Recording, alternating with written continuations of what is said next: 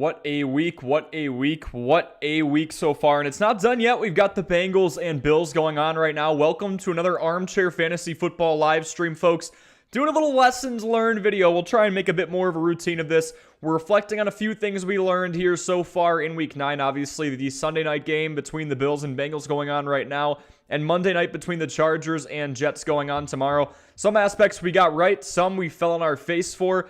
But the most important part is we got some takeaways that we can take into Week 10, and it's never too early to start preparing for Week 10. Before we get going, I will say we just dropped our merchandise store. These styles and products will be changing, but if you hit that link in the description, we've got shirts, sweatshirts, coats, mugs, everything.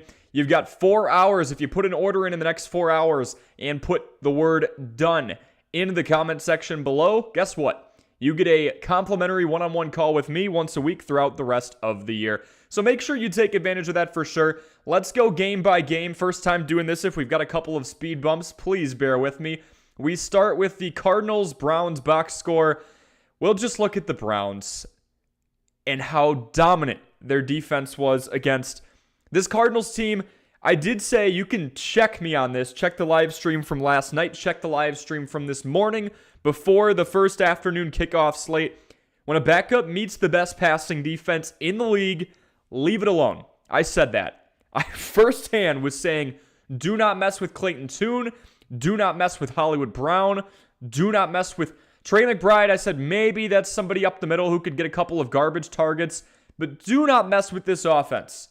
Keontae Ingram was a desperation slot in. If, and I mean if, you were super dry at the running back spot. Obviously, nothing came of that. It's the best passing defense in the league. Coming into this matchup, they were allowing a league-low 163 passing yards through the air per game. I hope we learned our lesson there. Don't mess with that. When you have two conflicting storylines where you've got a backup quarterback coming in, inexperienced, basically making his NFL debut, going up against the best passing defense in the league, only bad things are going to happen. We go to the Texans and Buccaneers game. Rachaad White is high usage galore right now, especially inside the red zone. The high usage inside the red zone for him continues. We also look down at Cade Otton, and all of a sudden, Cade Otton's looking like a pretty sustainable tight end option. No, we're not going to get 2 touchdowns per game by any means, but what we are seeing is more and more targets. A team best 9 targets, 6 receptions, 70 yards, 2 scores for Cade Otton. When we've got people like Dallas Goedert, he just went down for me now. Obviously, the bye week coming up for the Philadelphia Eagles, so hopefully he's healthy by, that'll be week 11 now. But we also have Darren Waller going down. We've got a lot of tight ends going down, looking inconsistent. Some people with Travis Kelce are panicking right now. Cade Otton, if you look back the last 2, 3, 4 weeks, he has been seeing an increase in usage, and today is a telltale sign that he has the capability to capitalize. Looks like he's the tertiary target behind Mr. Consistent and Mike Evans, Chris Godwin, and then, of course, Trey Palmer's in there occasionally, but we do have Cade Otton getting some targets. Tanner Aston says Godwin did terrible. Godwin did not see the ball. I mean, holy cow. This is a Texans defense that's middle of the pack. I was putting Baker Mayfield in as a plug and play. I'd say that aged pretty well. Ballpark of what? We got about 18 points. But yeah, Godwin did not look great. He just wasn't getting a whole lot of chances. Rachaad White, on the other hand, 20 rushes on the ground, 4 targets, caught all 4 of them, got a couple of scores, and Cade Otton. It was Rachaad White and Cade Otton day. That is pretty dang promising. And we look at the other end of the coin here. Houston. CJ Stroud is in my thumbnail. CJ Stroud is him. That offense is insane. Holy cow. We've got a spread out attack. I will say we need to leave the Houston running backs alone. I don't think there's much to be sought after there.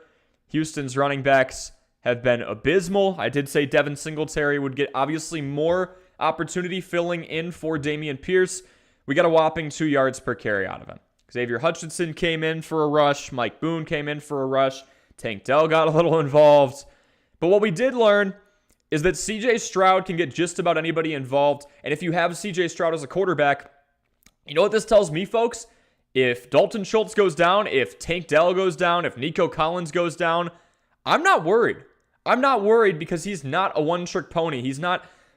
Statistically, he's not leaning into one person a whole lot more than the others. Noah Brown came over from Dallas. He had the best dang day of everybody. When you look at receiving yards and just down the field targets, had a 75-yard play. All right. Dalton Schultz looking like a sustainable tight end option if you go back before the Houston Texans bye week. Tank Dell, we were talking about him in the preseason. Nico Collins, that's a fine day. He had the touchdown early on, was getting a little bit worried that maybe we were going to get gypped and he'd only have like 9 or 10 PPR points. I will gladly take 14. All right, John Mechie, getting a little bit involved, but we've got 4 guys with at least 5 targets, 4 guys with at least 1 receiving touchdown. Is this going to happen every single week? Absolutely not. But what we do know is that CJ Stroud can spread the ball out. And if somebody else is hurt, you can rely on him to push the ball to Tank Dell, to push the ball to Dalton Schultz, to push the ball to Nico Collins.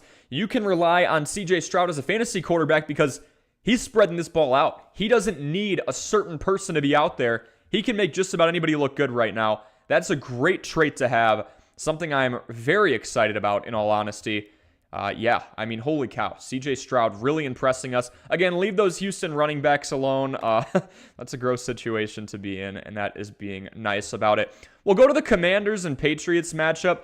This is gross. When you look at the actual production, if you're a Patriots fan, you're probably not too happy with, 327 all-purpose yards, 220 through the air, 107 on the ground. It was a pass-heavy scheme. Bill O'Brien really tried to attack this back end, tried to kill the Commanders over the top, tried to go after their secondary. But one thing I did tell you guys is that the secondary in general should be attackable, and we should see a high volume of passes.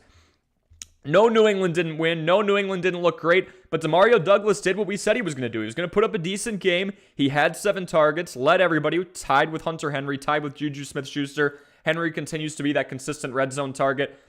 Demario Douglas had 10.5 fantasy points in PPR in half or in standard. Maybe we're not as excited, but okay. We did also get to reaffirm the fact that Ramondre Stevenson seems to be taking his job back fully. I was starting to make the argument that Ezekiel Elliott 3 or 4 weeks ago had a chance, because he was the more efficient back and was getting involved as a pass catcher, had a chance to take the job. I don't think that's the case anymore. Usage around the same. We have Zeke with 9 touches. We have Ramondre with 13. But Ramondre doing much more with his touches, averaging nearly 10 yards a carry. Got a touchdown on the ground. Got 6 looks through the air. That's why we drafted Ramondre Stevenson. We wanted somebody who was involved in the receiving game. And we're getting just that. And again, Demario Douglas, not a bad day at all. We go to the other end. I talk about the domino effect of having a poor defense in Washington. Well, here it is. It's a spread out attack. It's all the more reason to go after somebody like Sam Howell. This is somebody who is throwing for a ton of volume. Coming into the game, he was top 3 in the entire league. Howell was in passing attempts. Another 300-yard game for Howell. Only 1 passing touchdown. Actually, a little bit of rushing upside. Do some quick math here. We got 2.7 points on the ground. Decent efficiency as well. He's not going to blow you out of the water with his rushing upside by any means. We got about 13 points through the air, so we're looking at 15.7, 17.7 with a touchdown. We lose, excuse me, 2.7 plus 13.7, 15.7, 19.7 with a touchdown, and then we go back down to 17.7 with the pick. I'm fine with that, and I'm also fine with the fact that Sam Howell's spreading the ball out pretty well too. Much like CJ Stroud, we've got a few different destinations for him that look to be pretty reliable. Logan Thomas with 6 targets. No, he didn't perform great. He only racked in 4 of them for 31 yards. Not a whole lot of down the field looks. But we got Jahan Dotson looking to be back on the touchdown train. He did lead all Commanders receivers last year in his rookie year with 7 touchdowns. He had the lone receiving touchdown. Terry McLaurin once again steadily on pace to barely hit 1,000 yards. I feel like the man's doing that pretty much every year. Antonio Gibson, that's an interesting one, was the more efficient back. Brian Robinson Jr. has been volume and touchdown reliant all year long. There it is, only 2 targets. Honest to God, I really do think that Antonio Gibson in a couple of weeks might have a chance at this job. I don't love the backfield in Washington in general, but Gibson, from his rookie year, was a pretty efficient back, and Brian Robinson Jr. was just more so get those tough yards, put him in those 3rd and 2 scenarios where you need somebody who's tough as nails to get over the line. But Antonio Gibson's more efficient. Don't go get Antonio Gibson right now. I think even though he cleared 12 PPR points, I don't think it's an option that we need to go explore at the moment. I don't think we want to mess with this backfield at all. I would just keep an eye on Brian Robinson Jr. If you have him, maybe we sell high. Wes is saying Bagent is better than Howell. You know, we could take a look at that. I'm going to say Bagent had a decent day, but he had a lot of turnovers. Howell is definitely looking pretty poised right now, basically in his rookie year, technically his sophomore year. But yeah, that's what we have with the Commanders. Let's go to Baltimore, a team that I honestly think is a Super Bowl contender, and I don't think there's going to be many of you out there arguing with me on that. Keaton Mitchell is not a name I thought I'd be saying at 7:58 Central Standard Time on this Sunday night, but here we are. Tyler Huntley also came in for a few passes because, yes, it was a blowout. OBJ got his birthday touchdown. A lot of people were talking about that. How much validity did that have? OBJ was actually the second most targeted receiver. Bateman put on the back burner. Zay Flowers, 1 target. That's interesting. Now, Zay Flowers has been pretty consistent, and we have to keep in mind that this was a straight-up blowout, a good old-fashioned butt-kicking, where Baltimore really didn't have to throw the ball a whole lot. We see they threw it 33 times. They ran it 41 times, 7.3 yards per carry. This is their brand of football, but when you blow a team out, absolutely blow a team out, you don't need to throw the football. Yes, Mark Andrews looked like he has looked before. No, Zay Flowers didn't look great because he barely got the ball. Rashad Bateman not getting many looks either. But I think this is a buy low opportunity for somebody like Zay Flowers. If you are in need of a consistent wide receiver 2/3/flex option, Flowers was actually pretty consistent until about a week or two ago. I think it's a good buy low option. Baltimore's not going to blow everybody out. We are going to all of a sudden see maybe, just maybe, a market open up for him if this team gets in more competitive ball games. They just flat out embarrassed the Seahawks. Tanner is saying, who's somebody to target as of now in the waiver wire? Some names available in my league are Cole Kmet, Tank Dell, Keaton Mitchell, JSN. JSN I'm a big fan of. Tank Dell I'm a big fan of because of the fact, Tanner, that CJ Stroud is shredding the ball out so much. He broke the rookie single-season passing yards record today. He beat out Andrew Luck, so an AFC South foe that he just missed by a few years. I'm thinking Tank Dell. Because of the scarcity of the tight end position, Tanner, I will ask who you have at tight end right now because Cole Kmet, with his red zone targets and with the fact that he was the leading receiver for Chicago last year, seems to be the second favorite target behind DJ Moore for Justin Fields. And also, Tyson Bagent seems to be taking a liking to him too, although we might have seen the last of Tyson Bagent ahead of the short week where Chicago will play Carolina. Long story short, Cole Kmet's getting looks, Cole Kmet is getting red zone targets, and some tight ends are dropping like flies. I'd say Cole Kmet or Tank Dell, all of those are solid options. In a deeper league, I'm taking a chance on Keaton Mitchell. Trey McBride and Evan Ingram are my tight ends. Maybe we do a little switcheroo between Trey McBride and Cole Kmet. Kmet's had a couple of down weeks, but he was the main target, leading receiver for Chicago last year when they were run heavy. Justin Fields seems to like him, and Tyson Bagent has been targeting him a heck of a lot the last couple of weeks. Wes is saying Bagent is cheeks. You know how I feel about dude. But yeah, Tanner, I'm thinking Cole Kmet, maybe Tank Dell as well. Hey, Animals in here. Had Stroud on the bench, but got a win, luckily. I also had Stroud on the bench. I benched him for Jalen Hurts, who got me 25. Stroud got me like 42 or some insane amount. Keaton Mitchell's not a bad option either. These are Devon A-Chain numbers, all right? We have a 60-yard rush, but even so, the remainder, we've got 8 carries for 78 yards. Holy cow. Hey, folks, we're just doing a lessons learned video, going over different games. Rant to me. Let me know what went right, what went wrong, what questions you have. Already prepping for Week 10. It's never too early. This is how you get ahead of your fantasy football opponent. Leave a like and subscribe, of course, if you appreciate the grind. But if you've got any questions, now's the time to pop them in. I'm going to frequently check on this Bills-Bengals game because it started off pretty interesting. Both quarterbacks with dang near perfect starts. We've got Joey B now. 11 for 14 with a passing touchdown. Joe Mixon with a touchdown on the ground. Josh Allen's already been hit for taunting. MA Football Guy says, got lucky on my Davante Adams team, but he did bad for me. Again, Davante's really starting to concern me. I will be honest. We'll get through the rest of this and then talk about Davante. I don't really know what to say about just how poor the Raiders have done him. I mean, we have Aiden O'Connell in there. We've got, obviously, somebody who, I'll pop this in here. We've got somebody in Davante Adams who wanted more looks, who wants to win, who came to Las Vegas, mostly because his college teammate from Fresno State and Derek Carr was there. I have no clue. No clue at all. Hey Animal saying, I'm a Philly fan. That was a rough game, but they got through it. They got through it. Lots of penalties. It got way too interesting. CeeDee Lamb got stopped at about the 1.5 to 2 yard line. A W is a W, and you guys are 8-1, right?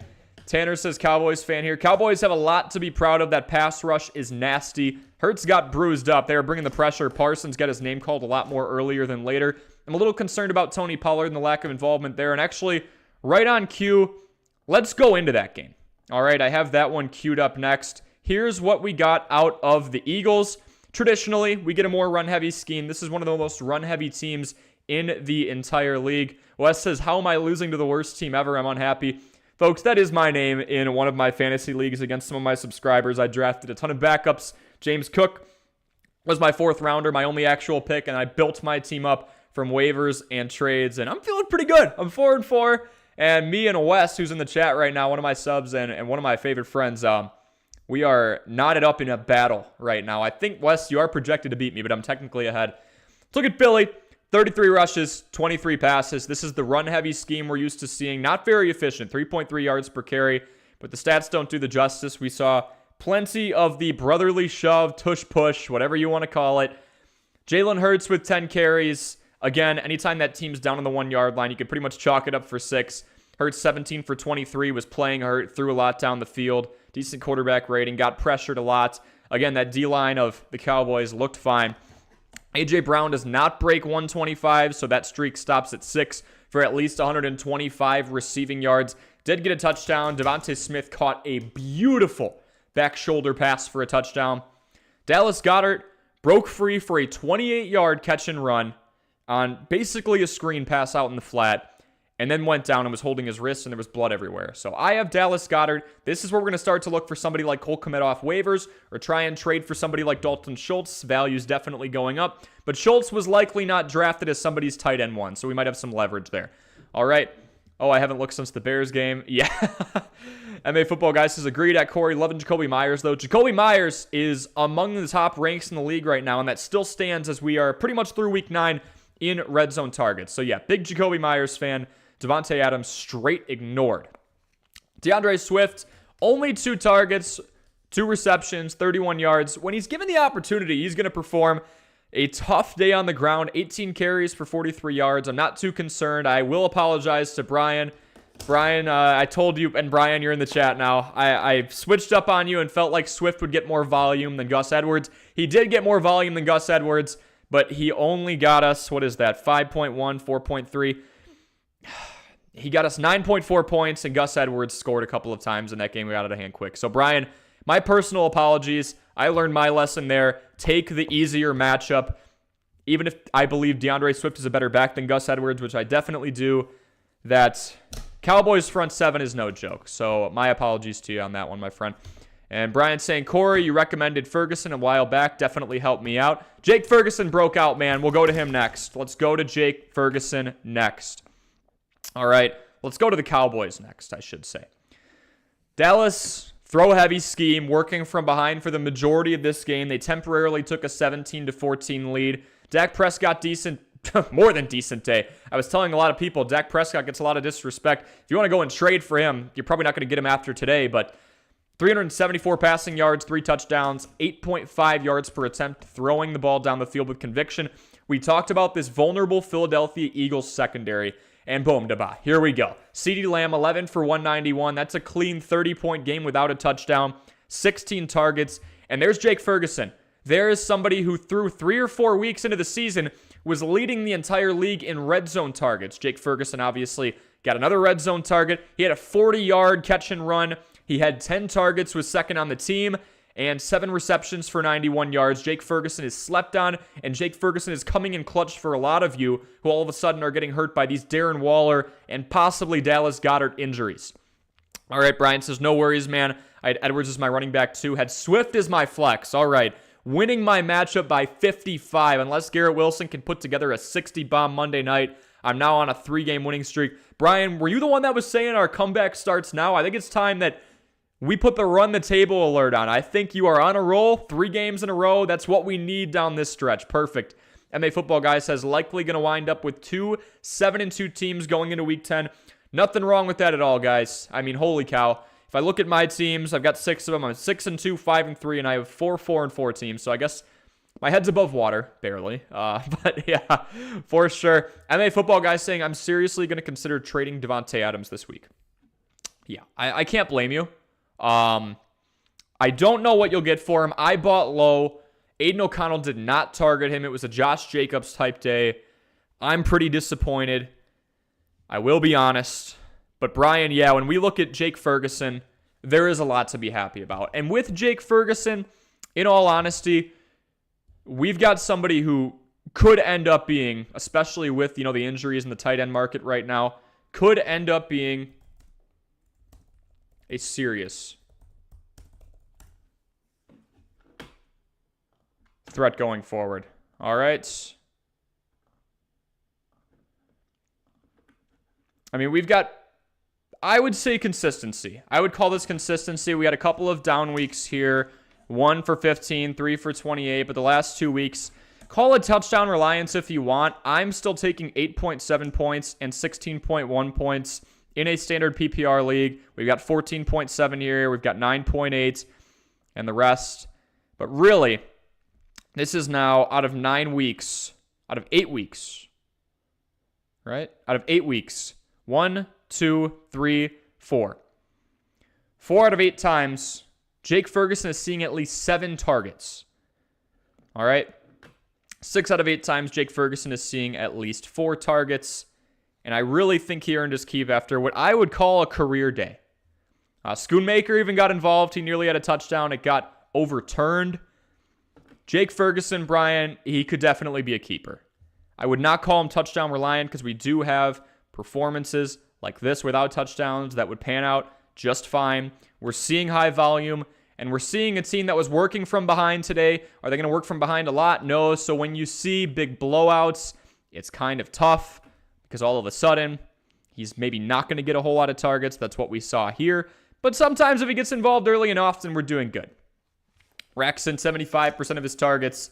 I like the catch percentage. I like the situation in general with Jake Ferguson right now. All right, so we'll keep looking through. Tanner saying my team is quarterbacks. We've got Sam Howell, Jared Goff. If you took Sam Howell in the last couple of weeks, good for you, man.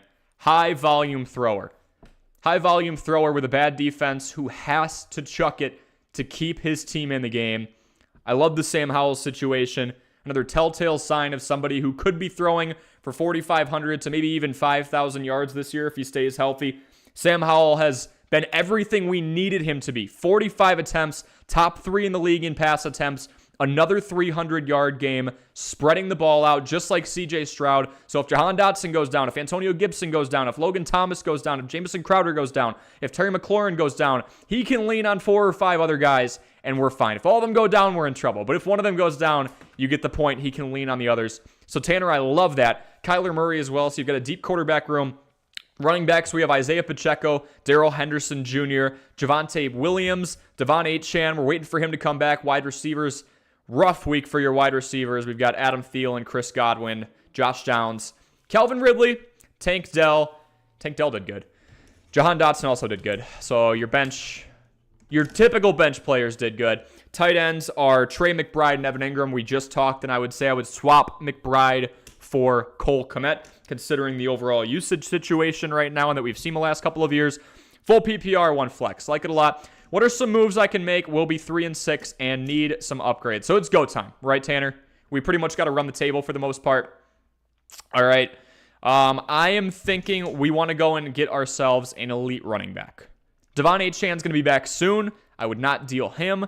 I think if we can combine Pacheco and Javonte Williams and go out and do a buy low option, all right, a buy low option on DeAndre Swift, who got the usage he needed, who got a ton of opportunities, just didn't get in the end zone and just wasn't efficient on the ground against one of the best teams in the entire league up front in Dallas. If we can do a buy low option on DeAndre Swift, I'm very happy about that. I think you can get the deal done with Isaiah Pacheco and Javonte Williams. If you want to do Henderson Jr. and Javonte Williams for a strong running back too, we can also do that. Maybe we go and get somebody like Rachaad White. You're probably going to have to pitch in a third for that. Not many people like the 3-for-1 deals. Otherwise, wide receivers, Thielen, Godwin, Downs, Ridley, Dell. If you wanted to make a splash for somebody like A.J. Brown or CeeDee Lamb, that's elite level talent, you're going to have to fork over. Likely one of the two between Thielen and Godwin. You could go Godwin, Dell. Godwin, Dell for Lamb, in my opinion, is pretty dang nice. What we want, right, what we want is our starters to excel. As a 3-6 team, we need to run the frickin' table. We need to have no question in our mind, these are the people we're starting. All right. If you want to start to get cute as a 7-2, 6-3, 8-1 team and say, I'm good with my starters, I want to start to not shallow out, but build up my bench, give myself some backup plans, get a handcuff plan in case somebody starts to lose touches in the backfield, that's fine. Tanner, you're in a spot where you need to have no doubt in your mind, these are my playmakers. Now, one buy low option I would not go after right now is Davante Adams. I bought low on him a couple weeks ago. Holy crap, am I frustrated right now. We've seen the Raiders flip everything in the kitchen sink over, and he's still not getting looks. So I would go after a CeeDee Lamb, maybe. You could go Godwin and Dell for Lamb, or you can go Pacheco and Williams and try and buy low on DeAndre Swift after this 9.4-point performance, where all we just didn't see was a trip to the end zone or efficiency on the ground. Typically, we have more efficiency on the ground. It was just a tough matchup against Dallas, and they were working from behind. And even so, he had 18, right? 18 carries. And then they were ahead, and they could really start to feed him, and it became a tough ball game for him. All right. Did anyone in that Raiders game besides Jacobs get going? Myers had double-digit points, but was relatively not noticeable. Other than that, not really, Brian. I mean, not too much. I can look here. Again, folks, if you're just joining in, welcome. I'm Corey. This is Armchair Fantasy Football, reviewing Week 9, answering any of your questions. You guys are all in here right now, so I like it. We can really reflect, talk about our lessons learned, move strongly into Week 10, and start our playoff runs. And again, folks, I will remind you, there is a link in my description. Merchandise store is in there. If you grab an item in the next 4 hours before the clock strikes midnight in your time zone, we'll call it. I'm in Central Time, so if you're in Eastern, I'll give you an extra hour. Do that, comment done in the comment section, and I will give you a free one-on-one call once a week for the rest of a year. Just got to grab an item out of the store. We've got a $15 mug. Simple as that. And trust me, I'll give you the value back. All right. So if we look, I believe it was just Jakobi Meyers and Josh Jacobs answering Brian's question right now. This was a pretty freaking ugly game. All right. Here we go. Ad galore. Wes is saying nice ads. Josh Jacobs still not very efficient on the ground. He is over the pivotal 3 yards per carry mark. 2 touchdowns. Jakobi Meyers had the rushing touchdown. Jakobi Meyers had 5 targets. Trey Tucker, I guess, 7.2. 7.6 with the rush. Really, no. Hunter Renfrow, 3 years ago, was a 1,000-yard rusher. Yeah, nothing there. DeAndre Carter, I feel like, could have a sneaky, interesting role in this offense, but nothing there. Austin Hooper, nothing there. Michael Mayer, who we were getting a lot of confidence in the last couple of weeks, nothing there. Yeah, it was really Jakobi Meyers, Josh Jacobs, or bust. Yeah, the Raiders are ticking a lot of people off right now, myself included. All right, but yeah, Tanner, back to your team. Just let me know if there's anything else I can do for you. Thanks for your advice. No problem, Tanner. Glad to help, man. All right. What else we got? I'm a football guy. Thanks for recommending Kareem Hunt, man. No problem. Thought he'd have a shot at getting pretty involved, especially when we talk game script, right?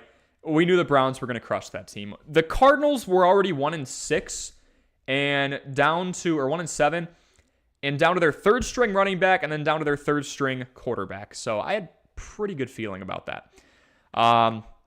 Hey Animal says, no hate, but the Cowboys will never win with Dak. It's tough. Dak's got a really great supporting cast. I hear a lot of people making that argument. I want to see what they do this year. I think this is a do or die year. Hey Animal, we're going to find out a lot about this Cowboys team. It's a contract year for a lot of guys. We will see. All right. Hey Animal also says, got to go to work at 5 a.m. Love the show, Corey. Later, guys. Hey, thank you for showing up here when you got to work at 5 a.m. Hey Animal, that you are a day one. I appreciate your support as always. Good luck, man. Any other questions you've got rolling into next week, you just feel free to let me know. All right. But yeah, thanks for stopping in. I respect the grind. Hope work goes well. MA Football Guy says, Dak over Tua did me well as well. I'm glad it did, man. I'm glad it did. Tanner saying, rough week. We're going to get you through it. Brian says, MA, I traded Kareem Hunt and Mike Williams for JSN and Josh Jacobs the week before Williams went down for the season. Safe to say I won that. Brian, fleece job. Phenomenal. Absolutely phenomenal. Good stuff, man. Josh Jacobs, we've got a high usage back. And most importantly, right, with Josh Jacobs, we have somebody, at least mostly, who has been involved in the receiving game. Not a here, right? Nothing at all. But the reason Josh Jacobs has consistently, week in, week out, been a reliable option in fantasy is this. 43 targets. No touchdowns, that's fine. 28 receptions for 242 yards. That is an extra 52 points right there. We've got the touchdowns as well. One of the reasons that Josh Jacobs was dominant last year was the fact that he tied his career high in targets, and he is going to obliterate that this year if he stays healthy, knock on wood. Yes, he was super efficient. Yes, he got a lot of volume, but the pass catching upside the last couple of years is something I've loved to see out of Josh Jacobs. All right? So there is that. Yeah, Brian, phenomenal job on that trade. Johnny says, Davante Adams is so frustrating. Don't even know who is a good comparable to trade him for. His value's dropping by the week. Johnny, we can go after, if you want reliable, I think a great Band-Aid on this broken arm is going to be Amon-Ra St. Brown.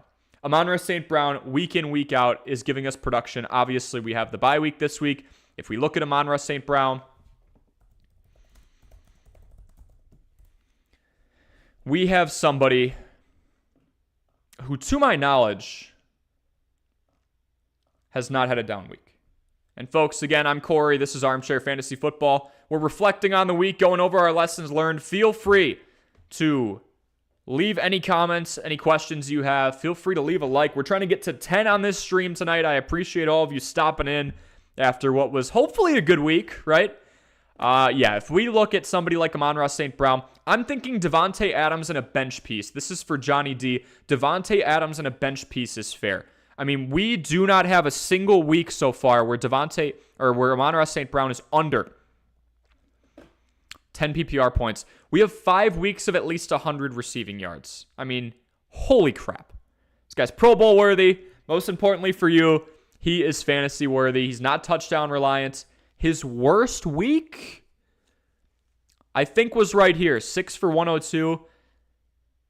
6 for 108.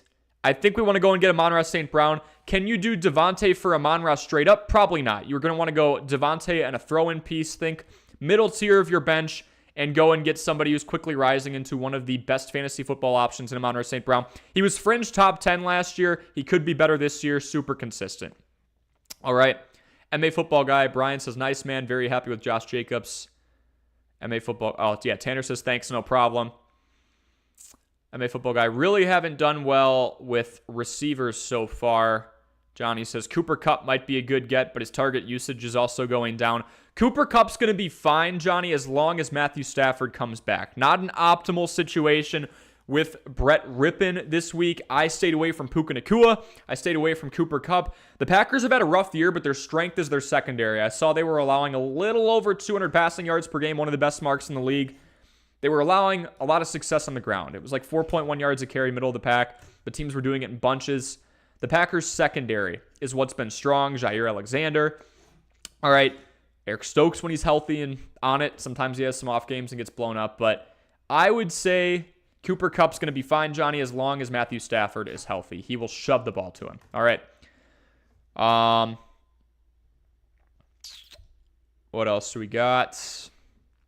Tanner says, what's your favorite team? Jamar Chase is not existent this game. It's early, but my favorite team is the Chicago Bears, unfortunately. So that's why I play fantasy football, so that I can somehow, some way, feel some type of joy in football by controlling my own destiny, because I've watched the Bears for 22 years and get more depressed by the game. So I've gone through all the stages of grief, probably twice now, so I am a Chicago Bears fan. Secret's out. All right. MA Football Guy says, I have Davante on 2 of my teams. I may package him. I would package him and go after somebody like Amon-Ra St. Brown, CeeDee Lamb. You're not going to get A.J. Brown with how he's been performing. Heck no. But Brian says, I think I'm officially dropping Christian Watson for Tyler Boyd. Such promise after last season, and now he's not getting started with anything. I think you actually recommended him last year to me. LOL. Yeah, so Christian Watson, not healthy the first third of the year. And now, Brian, honestly, it's looking like Romeo Doubs is the main guy. At least for now. There's a couple of things backing this up. We can be Captain Obvious here and talk about the fact that Romeo Doubs has the most targets on this team by a pretty decent margin and most targets per game. Even Christian Watson is averaging 6 targets per game. Romeo Doubs is averaging over 7. Romeo Doubs has 5 of the 12 receiving touchdowns. And if we look here, and filter, Fantasy Pros is a phenomenal tool. Highly suggest you use that for your advanced analytics. I look at things like time in the pocket. I was talking to Wes earlier about this as to one component I like better about Tyson Bagent than Justin Fields. I won't even go down that wormhole. What are we looking at? Packers. This is why I like Romeo Doubs. This is in the red zone. He's catching half of his balls. All 5 of his touchdowns have been in the red zone. 40% target share in the red zone. It's him and Jaden Reed. That's it. That is it. Now, Tavian Wicks is actually rivaling Christian Watson right now. Limited for sure. I liked Watson, man. I really did. I think somebody like Tyler Boyd's a decent option because we do have a wide receiver 3 and a fully healthy, knock on frickin' wood, Bengals offense now. Joe Burrow with the calf injury was hindering the upside pretty much everywhere. But I would not blame you for going after someone like Tyler Boyd. We'll do some more deep digging and see if we can find some others. Some people are going to talk about Darnell Mooney in deeper leagues. I don't think the Bears have utilized him on as much of a consistent basis as we need to see. So, yeah, I think Tyler Boyd is going to be fine. I'm sorry, Brian. It's just looking like one of those situations where, kind of like with Aaron Jones, right? Not healthy, and then all of a sudden not healthy for so long, it's almost gotten more extreme. It actually has with the Christian Watson situation, where Romeo Doubs is looking like that wide receiver 1. Not as many targets down the field. Christian Watson's still a vertical threat, but he's trying to get on the same page, same frickin' chapter, same book as Jordan Love. 11 for 24, a catch percentage below 50% is putrid. We want to see around 65 to 70%. Yeah, this is healthy. It's a tight end, so they're going to be like shorter passes. This is healthy. This is not. This is not healthy at all. At least with Tyler Boyd, you're getting a little more consistency, and maybe we can package up somebody like Tyler Boyd with someone else and trade him off. Maybe even try and trade off Christian Watson, but Brian, if this team you're talking about is the one I'm thinking of where you got to pretty much win out, we don't have time to try and wait for trades to go through. Maybe we just make the direct swap. All right. MA Football Guy says, may package Devontae with either Kareem Hunt or Dallas Goedert and go for a top wide receiver or a tight end. Keep in mind with Dallas Goedert, bye week is coming up and he is hurt, MA Football Guy, but you should be able to get some decent value from him. Wes says, Fields over Mahomes. I'm going to start blocking these. I swear. Fields over Brady. This is satire, folks, if you don't know. This is a perfect example of what satire is. If you're not sure what satire is, just look at Wes Rosinski's comments in my comment section right now. MA Football Guy says, Goddard fared worse this week than either Hunter Henry or Dalton Schultz. Goddard did get a catch and run for 28 yards, and then all of a sudden he hurt his wrist with like a quarter and a half to go. So Goddard was looking pretty good, I will say. Fields over everyone. There's Wes again. At Corey, I've been watching my Pats for 22 years. I feel your pain, bro. Oh, you're also 22. There we go. MA Football Guy got a shirt, by the way, so I appreciate you, man, getting the crew neck. I believe you got Fantasy Armchair in that, or Armchair Fantasy in that more standard, athletic-looking font, so I really, really appreciate you, man. Again, folks, in our merch shop, we do have a deal going on right now. If you take anything in this store before the end of the day, I will give you a complimentary call once a week for the rest of the year. Rest of the year, just through the link in a live chat, buy something, say you're done in the comment section. When the order goes through, do it by the end of the night. You get a one-on-one call once a week rest of the year. So we'll video chat, go over your team, top to bottom. It'll be like a live stream, except my sole focus will be your team. So I think there's a lot of perks there for sure. There's some of the things we got in the store again. Just launched this puppy last week. 30-day free return policy if you don't like something size-wise or want an adjustment. I can do customs as well. We got a bucket hat. We got a comfort tee. We've got a lot of options. This is what MA Football Guy went with. I love the crew neck. We've got a premium pullover. Perfect for this time of year unless you're in like Florida. $34. High quality stuff. We've got our signature branded italicized font with the armchair and microphone. So yeah, make sure you take a look at all of that. So folks, that's our lessons learned video. I think I'm going to cut it here. If you have any other questions, any other things you want to get off your chest, rants, anything else, trade proposals, who knows? Anything that you can find under the sun that you want to talk to me about, feel free to comment that in this video, in another video, and we will see you very soon. Have a wonderful night, and here's to winning your matchups if that's still possible here in Week 9.